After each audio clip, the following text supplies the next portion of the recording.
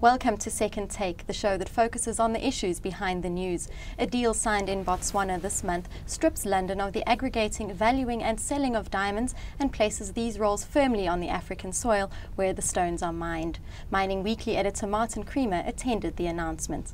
Welcome, Martin. Thanks, Shannon. Can you give us a bit of background into this amazing announcement? You know, for 100 years, Africa's diamonds have gone to London where they've been aggregated. That means like diamonds from around the world are put into parcels and offered to site holders.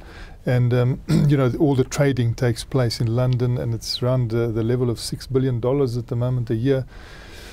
What has happened now is that the center of gravity and the total spectrum of diamond activities in which De Beers is involved, and they by far the biggest player in world diamonds, will now take place in Botswana with the focal point at Gaborone. So it's an economic coup for our neighbor Botswana.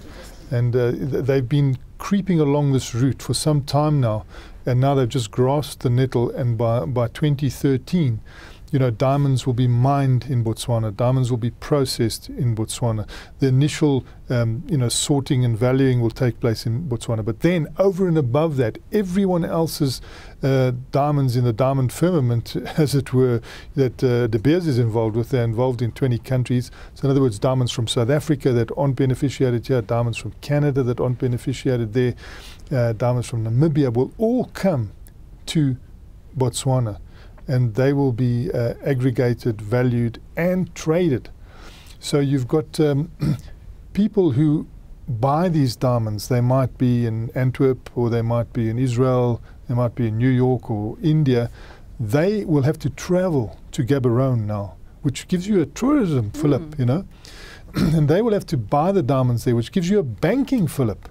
So a tremendous high-level coup for the Botswanans, who now, you know, walk the corridor of diamond power firmly. Now, what does this mean for Africa in general and Botswana in particular? Yeah, you know, I mean, these diamonds come from African soil. You know, they have a finite horizon. You want them to stay in Africa for as long as possible, because you know, in 100 years, you know, this is all going to be over unless they find new diamond discoveries, and diamonds are not being discovered. And that was another reason why Botswana could flex its muscles, because it's like what Saudi Arabia is to oil, Botswana is even more to diamonds. So they're able to say to people, okay, you want supply, De Beers wants supply, De Beers wants security of big supply, more than 60% of its diamonds. We'll give you that for 10 years. But what do we want? We want the full spectrum of diamond control to be transferred from a first world country into Botswana, which we want to develop as the world diamond hub. And you know, when I said to them, you're going to be another Antwerp, they said, Antwerp, we'll be better than Antwerp. So, you know, they've got ambitions. And when you look at what's happening down the road, not only do you see the DTC Botswana, which is the Diamond Trading Company Botswana, which is 50-50 owned, by the way. Not only is Debswana, the mine, half owned by the Botswana government, but also Diamond Trading Company Botswana. I'm not talking about the World Diamond Trading Company of De Beers, but Diamond Trading Company Botswana is also half owned by the Botswanans. So they have been gradually getting a stronger foothold. And you know, you now see nearby the Diamond Technology Park. I was blown over.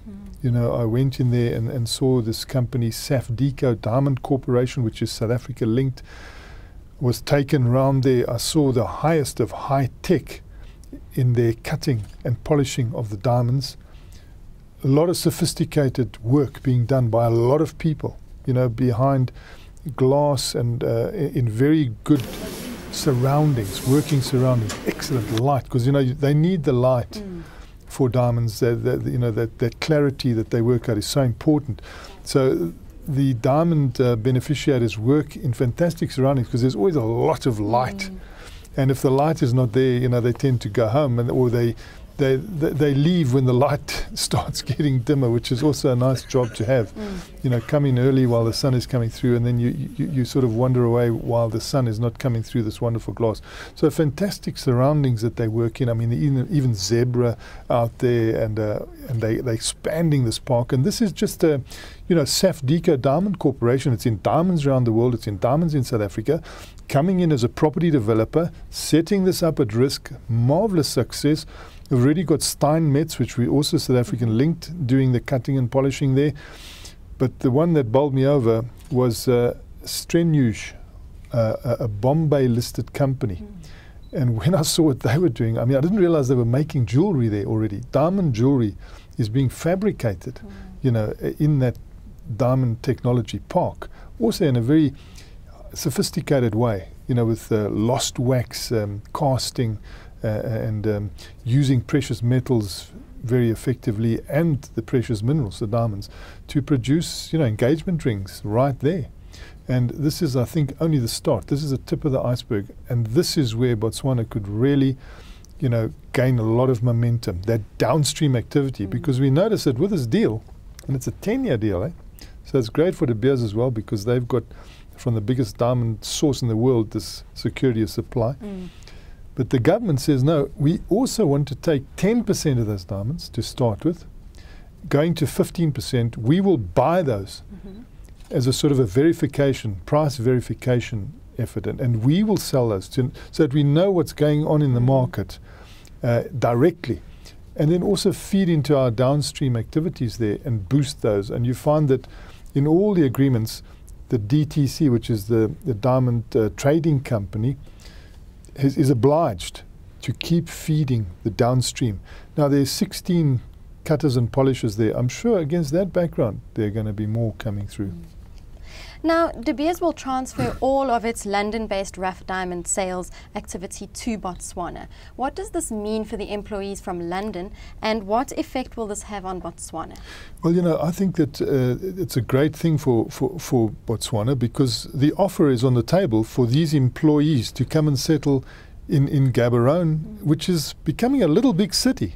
You know, I think it would be quite an experience for these people from London. Maybe not all of them would like to come, but sure, that offer is on the table, and that would be great for Botswana, because they would be getting people who are used to sophistication, which would start rubbing off, you know, in that area.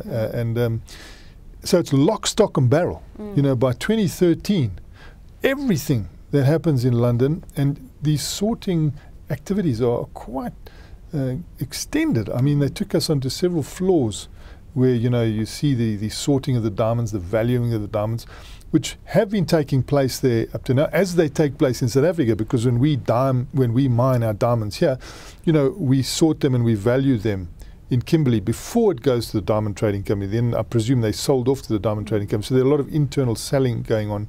But those will now, I think we beneficiate the bigger stones here in South Africa, but 60% or 40% of it, the 60% will go to Botswana. Same in Canada. I think there's some agreement that the Canadians have got that they will cut and polish some of the stones from Canada, but the rest will come to Botswana. And this is where the big aggregation will take place. So it's not only African diamonds, which is, you know, it's also global diamonds, which gives Africa a strength that it's never had before, and it will have this little piece of London right in the middle of Gaborone, which I think is going to have a spin-off of its own in tourism, you know, in restaurants, in all the other activities that you expect. And I see that even the airport is looking more sophisticated. They're expanding that. I think that expansion is just about to be completed. So I think they're anticipating this growth, and it'll be up to the Botswanans now, how they, you know, this is just the starting point. How are they going to turn this to account? And, you know, one of the speakers there warned the Botswanans, look, you're not noted for your productivity. Guys, step up to the plate. You know, you've got to offer something here. The world is giving you this opportunity. Are you going to grasp this with both hands, or are you going to go along this route of not really turning it fully to account, that you could, putting your effort in? And I hope that the Botswanans do that, because I think when you go there, you do see some need for more alacrity among the people. I suppose we can expect a lot more sunburnt Londoners then. Yeah, Thanks I'm sure. very much, Martin. Thanks, Shannon. That's the show for today. Join us again next time for more news and insight into what's happening in the mining world.